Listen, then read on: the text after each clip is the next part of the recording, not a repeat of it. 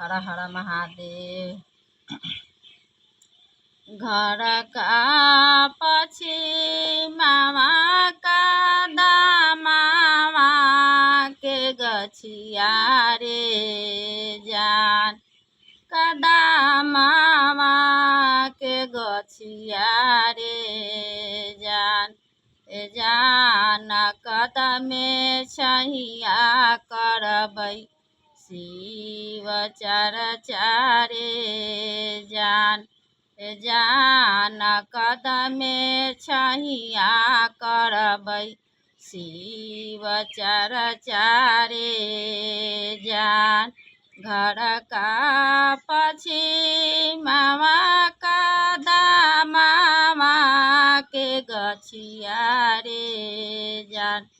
ए जान कदमे छहिया करबै शिव चर्चा रे जान ए जान कदमे छहिया करबै शिव चर्चा रे जान ए जान कदमे छहिया करबै शिव चर्चा रे जान।